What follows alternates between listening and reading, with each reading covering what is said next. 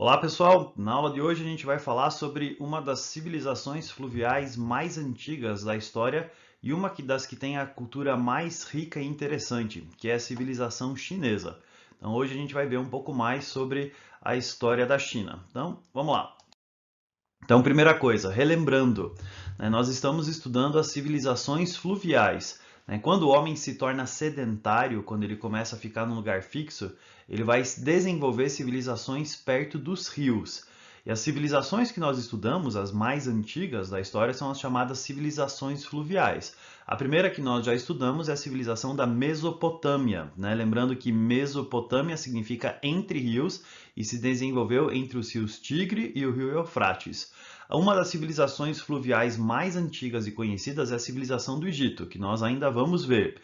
E a gente também tem a civilização da China, que é o objeto dessa aula aqui, que a gente vai estudar nessa aula.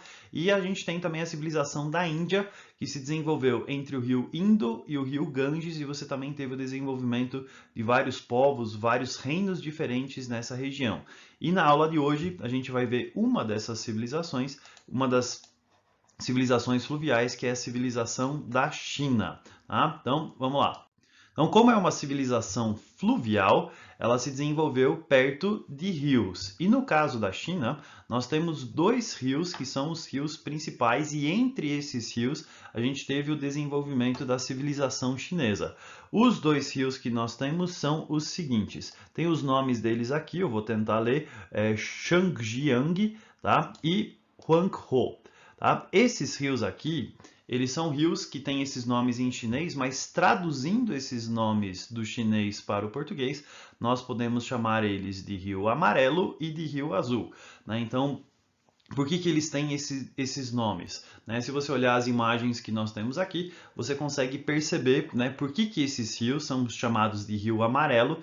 Então, esse rio que tem essa água mais lamacenta, essa água mais amarelada, e o outro rio que aparece mais lá em cima, que é um rio que tem uma água mais azulada que vem do derretimento de geleiras. Então, esse tipo de rio, ele tem esses sedimentos que fazem com que a água fique mais azulada.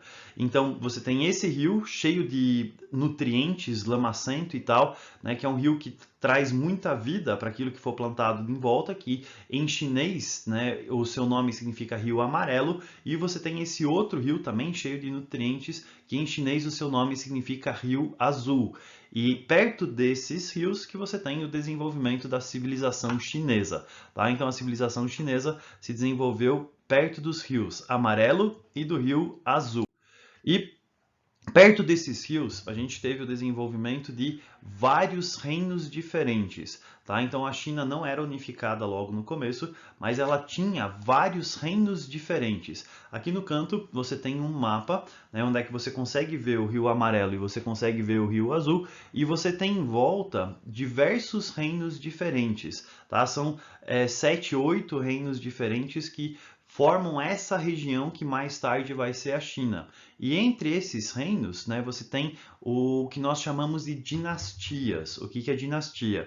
É quando você tem uma família que governa por um determinado período de tempo, passando o poder de pai para filho. Então você tem um governante, daí o seu filho vai governar, e o outro filho vai governar, e o outro filho vai governar, e o outro filho vai governar. Então você tem o poder sendo passado de pai para filho por diversas gerações. Quando isso acontece, nós chamamos isso de dinastia.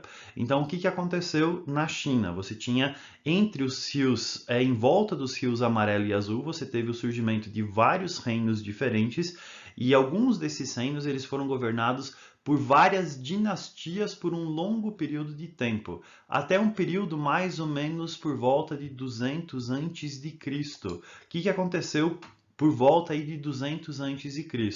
Aquela parte verde do mapa, que é um reino que era governado pela dinastia Qin, ele vai conseguir derrotar os outros reinos e ele vai promover uma unificação. Ou seja, esses reinos todos eles vão se transformar num reino só, que é um reino da China unificada.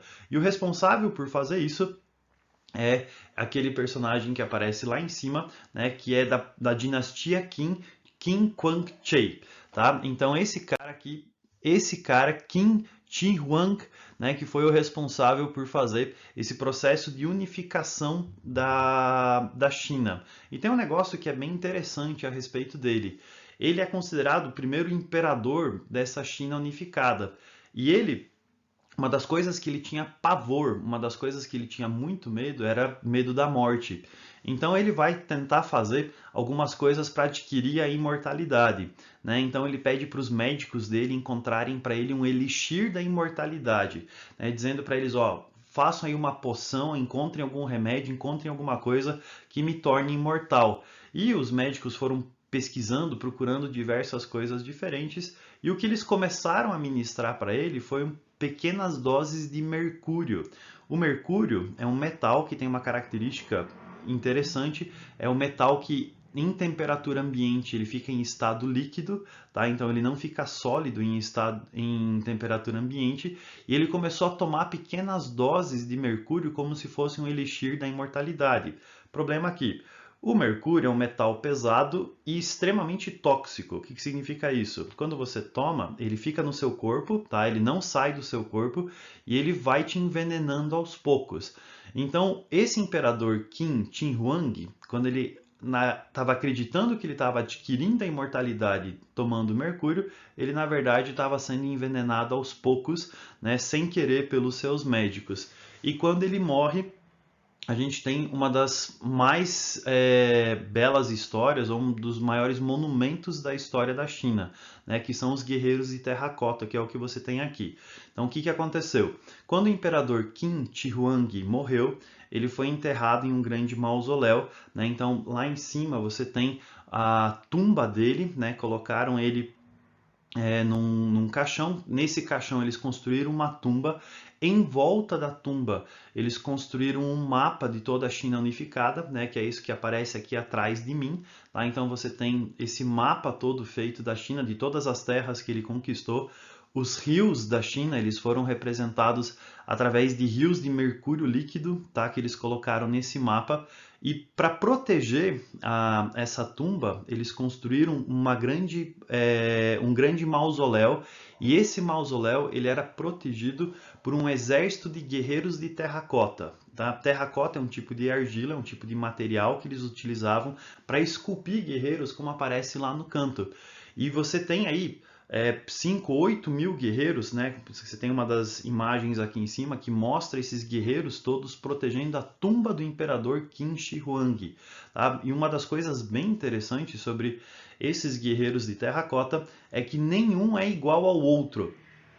Todos eles têm características físicas, características faciais, armadura, armas diferentes.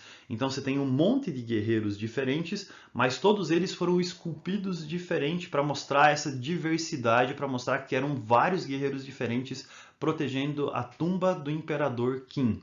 Tá? E você tem até algumas coisas especiais, né? Ali você tem os cavalos, né, num carro de combate, né, que fazia parte desse exército de terracota. Tá? Então esses guerreiros de terracota, eles foram construídos, né, eles foram feitos para proteger simbolicamente a tumba do imperador Qin Shi Huang, que foi o responsável pela unificação dos vários reinos diferentes, transformando esses vários reinos num reino só, que mais tarde vai ser a China. A China é uma cultura muito rica, uma cultura que tem vários sinais, né, que mostram esse desenvolvimento. E muitas das coisas que nós temos hoje, eles vieram da China. Né? Então vamos dar aqui alguns exemplos do que a cultura chinesa desenvolveu que nós utilizamos até os dias de hoje. Uma das coisas é uma bebida chamada de chá. Né? O chá, ele é chamado de chá quando ele é feito da folha do chá. Qualquer coisa que não é feito com folha de chá é chamado de infusão. Tá? Então, o chá é uma folha e quando você pega essa folha e toma com água quente, né, para tirar o sabor, para tirar os óleos essenciais, você tem isso como chá. Tá? Então, aqui em cima você tem alguns tipos diferentes de chá da China, né? Depende da maturação da folha, se ele vai ficar verde, vermelho, branco ou preto, tudo isso depende de como que a folha é processada, mas quem desenvolveu esse hábito de tomar chá e desenvolveu essa prática, né, esse ritual do chá foram os chineses. Isso é uma herança que nós temos da cultura chinesa. Além disso, Os chineses eles desenvolveram uma técnica muito refinada de produção de porcelana, tá? Essa cerâmica mais chique era algo que os chineses conseguiram desenvolver muito bem. Então era uma cultura extremamente rica e desenvolvida por causa desse desenvolvimento, tanto aí da porcelana quanto do chá. Além disso, os chineses também desenvolveram outras coisas. Por exemplo, eles desenvolveram uma tecelagem de seda. Então, o que é a seda? Existe um bicho chamado de bicho da seda. Esse bicho ele só come um determinado tipo de folha, que é a folha de amoreira. E quando esse bicho vai passar pela metamorfose, vai deixar de ser uma lagarta e passar a ser uma espécie de mariposa, ele faz um casulo que tem uns fiozinhos muito finos, que são aqueles fios que aparecem lá em cima. Os chineses aprenderam a pegar esses fios e transformar eles num tipo de tecido extremamente chique chamado de seda, que é esse tecido que aparece aqui em cima. Então isso é um dos sinais de desenvolvimento dessa civilização chinesa. Os chineses também desenvolveram a imprensa de tipos móveis. O que significa isso? Aqui do lado a gente tem uma placa que tem um monte de pecinhas, espécie de carimbos, que eles construíam as imagens com isso, né? Construíam as folhas com isso, passavam uma espécie de tinta e depois prensavam o papel.